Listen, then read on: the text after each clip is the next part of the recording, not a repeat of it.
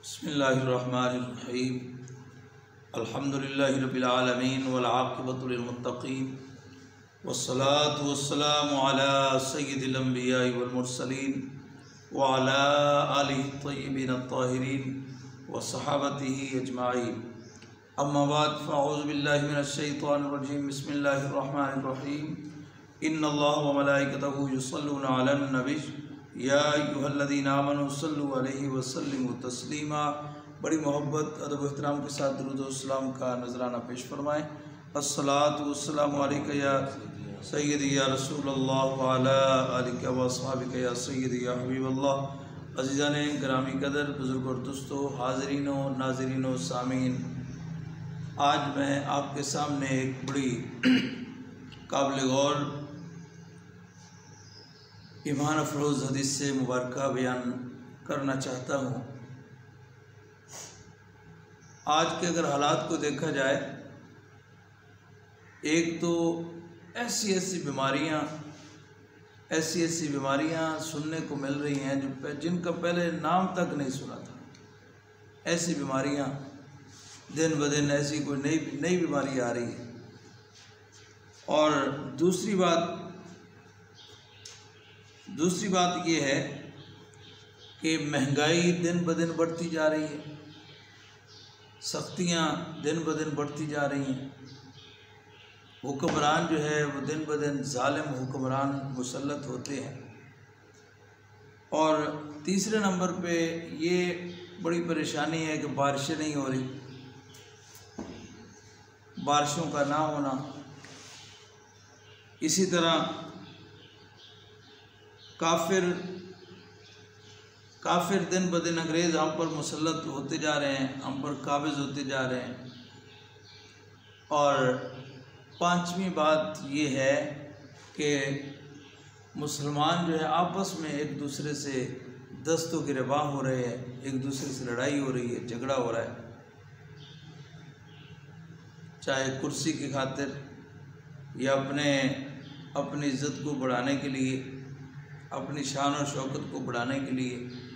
वो उसका गिरेबान पकड़ता है, वो उसका गिरेबान पकड़ता है, वो कहता है मुझे कुर्सी मिल जाए, वो कहता है मुझे मिल जाए। उसकी खातिर ये लड़ाइयाँ क्यों हो रही हैं?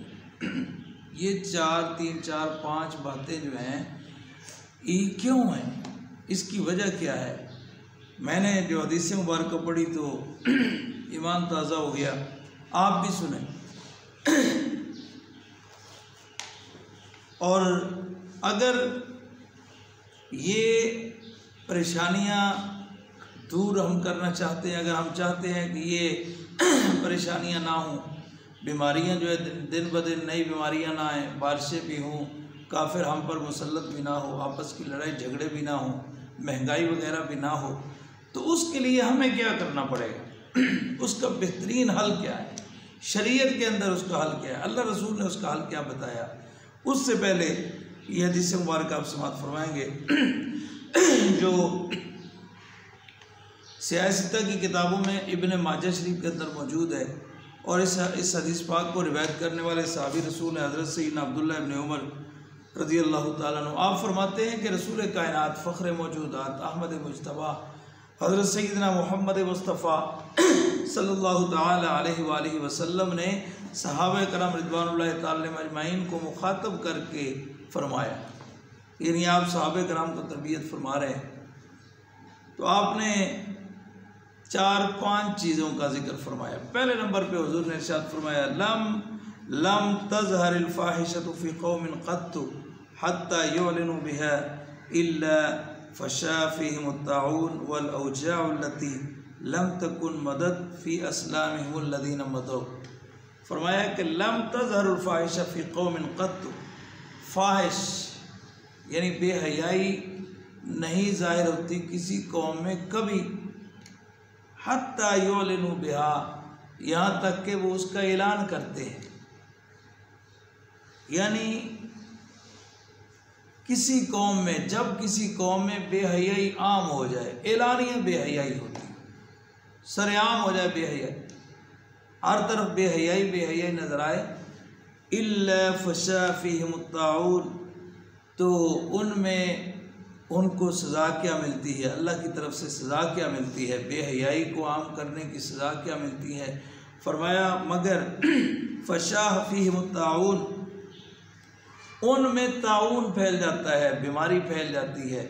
वल औजाउल्लती लम तकुन मदद फ़ी अस्लाफ़िहिमुल्लज़ीन मदऊ, और ऐसी बीमारियां पैदा हो जाती हैं, ऐसी तकलीफ़ें पैदा हो जाती हैं, ऐसी ऐसी बीमारियां आ जाती हैं, लम तकुन मदद फ़ी अस्लाफ़िहिमुल्लज़ीन मदऊ, यानी ऐसी बीमारियां जो पहले लोगों ने सुनी नहीं थी, ऐसी बीमारियां जिनका पहले लोगों में नाम तक नहीं था, ऐसी ऐसी बीमारियां पैदा हो जाती हैं जिनका पहले नाम तक नहीं सुना होता। ये क्यों पैदा होती हैं? आक़िद वालम सल्लल्लाहु अलैहि वसल्लम ने इरशाद फरमाया, ये उस वक़्त पैदा होती हैं जब किसी कौम में बेहयाई आम हो जाए, एलानिया बेहयाई होने लगे।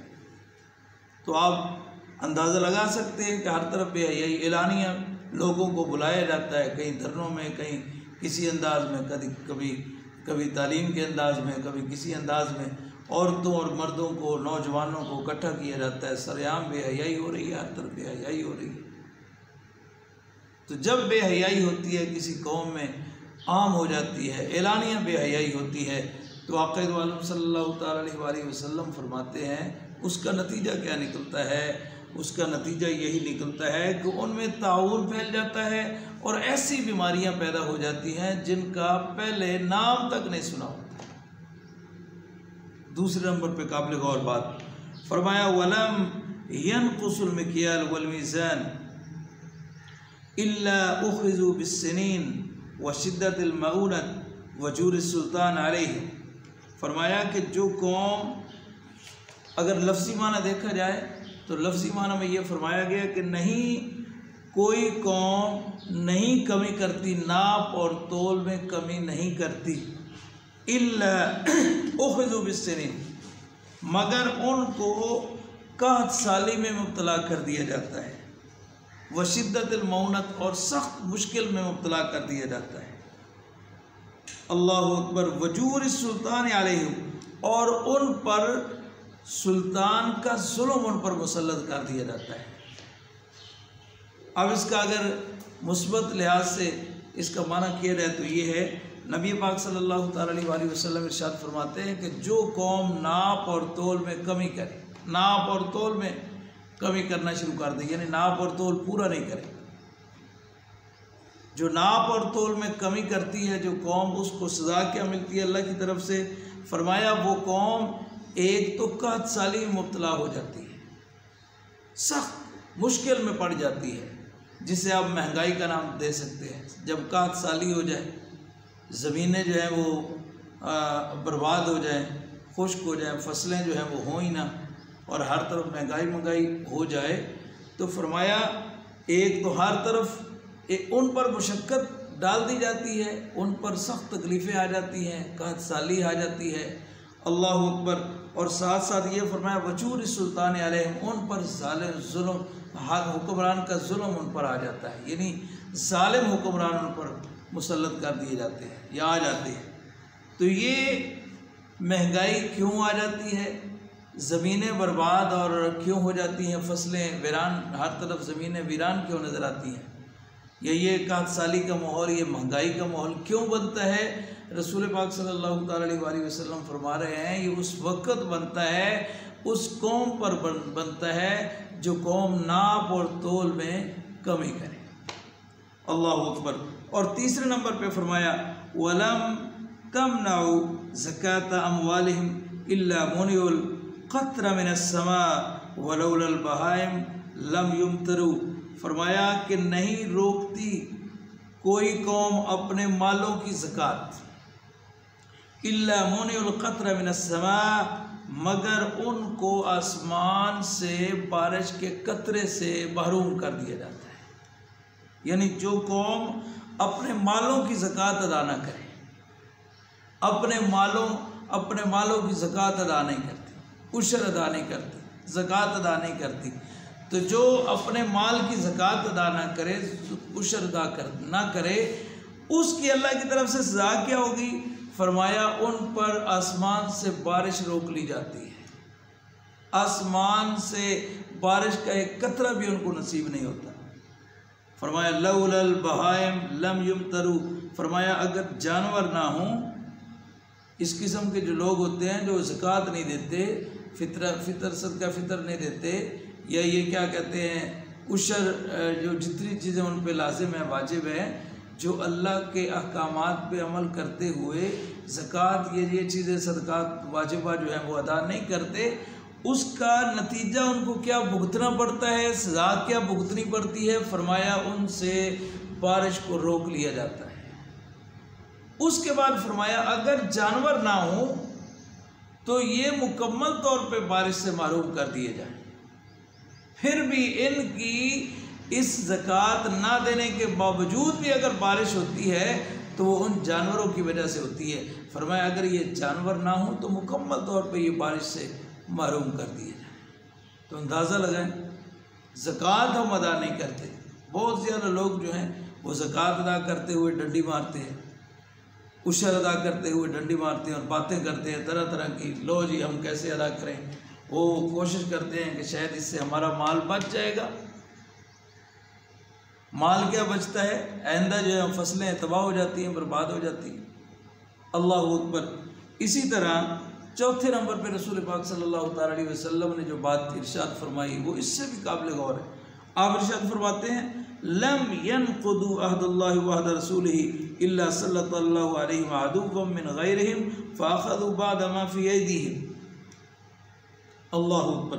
फरमाया कि नहीं कोई कौम अल्लाह और उसके रसूल के अहद को तोड़ती, अल्लाह और उसके रसूल के वादे को नहीं तोड़ती, मगर सल्लल्लाहु अलैहि अदुव्वन, मगर अल्लाह तबारक व तआला उन पर उनका दुश्मन मुसल्लत कर देता है जो उनमें से नहीं होता। गैरिहिम मिन गैरिहिम, यानी जो उनमें से नहीं होता उनका दुश्मन होता है, अल्लाह उन पर मुसल्लत कर देता है। कब मुसल्लत करता है? जो कौम अल्लाह और उसके रसूल के अहद को तोड़ती है,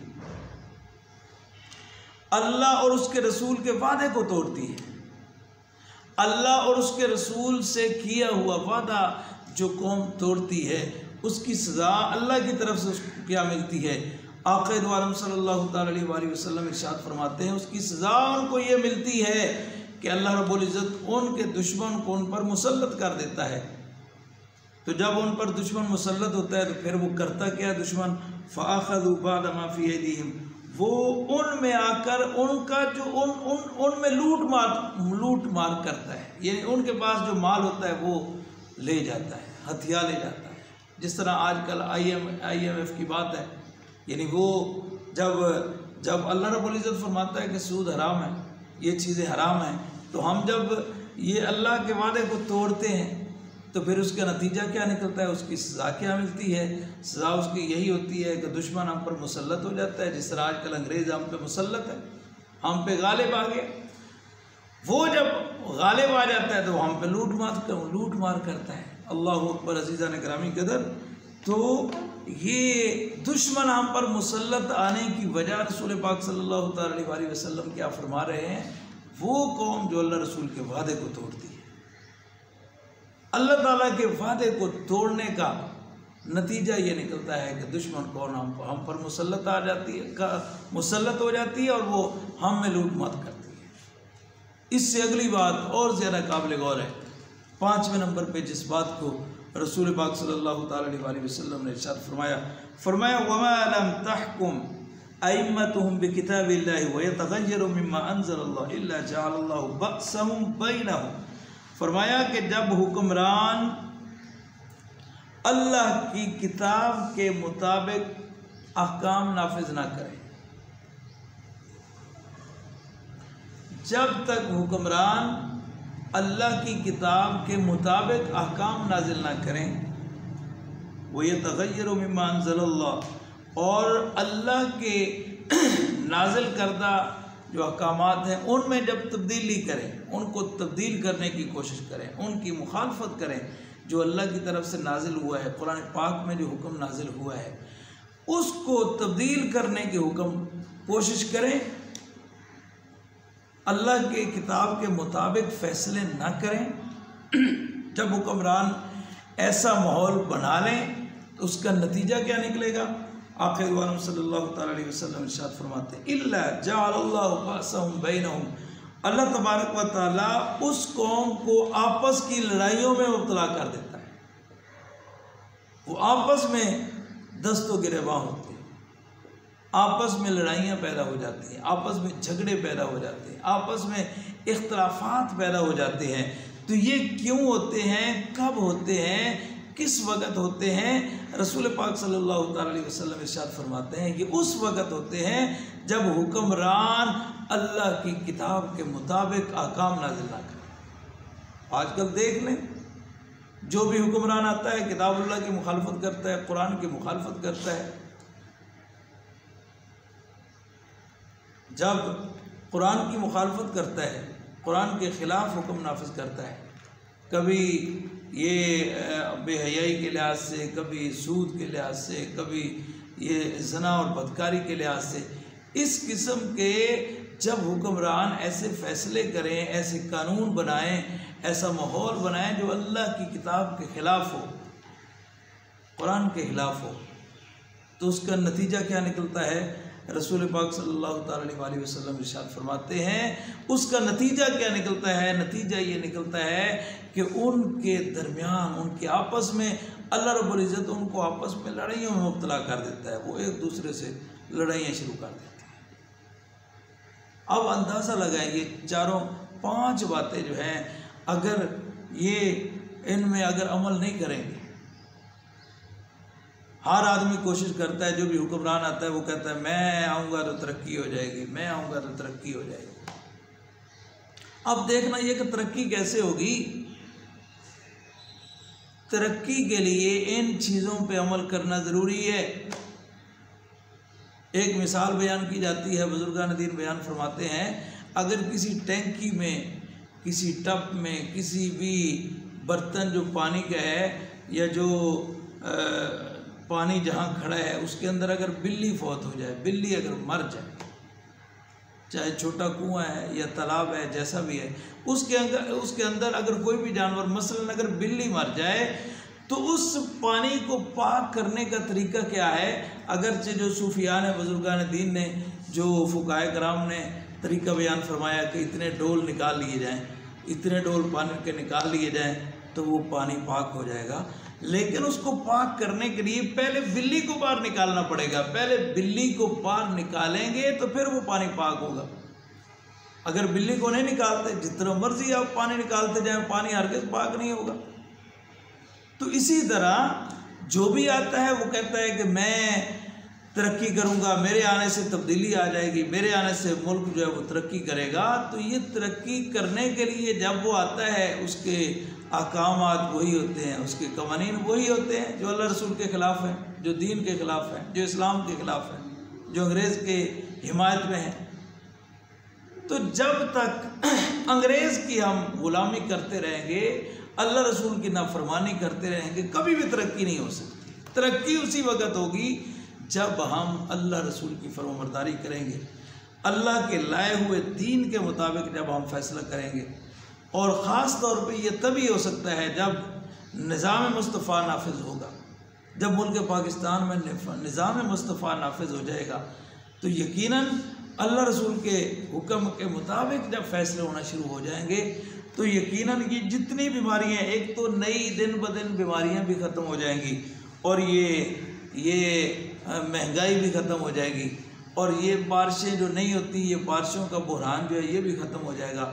इसी तरह ये अंग्रेज़ का हम पर मुसल्लत होना ये वो भी ख़त्म हो जाएगा, और ये आपस की लड़ाइयाँ झगड़े जो हैं ये भी ख़त्म हो जाएंगे। लेकिन इन सब के लिए, ख़त्म करने के लिए हमें अपने आप को बदलना होगा, अल्लाह रसूल के अहकामात पे अमल करना होगा। दुआ करें अल्लाह रब्बुल इज़्ज़त हमें इस हदीस मुबारक पे गौर करके, इस पे अमल करके अपने आप को बदलने की हिम्मत और तौफीक नसीब